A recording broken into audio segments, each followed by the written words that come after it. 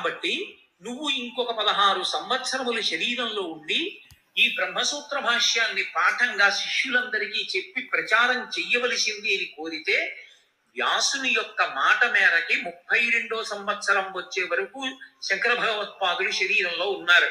అంటే వ్యాసుడి యొక్క మాటకి అంత గౌరవం ఉంటుంది.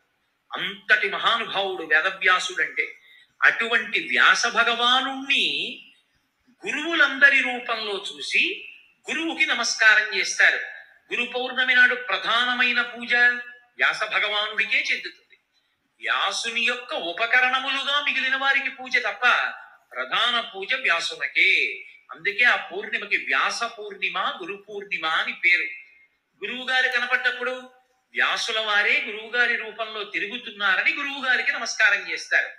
అటువంటి వ్యాస భగవానుడు ఏదైనా అన్నాడు అంటే దానికి ఇంకా తిరిగి ఉండదు.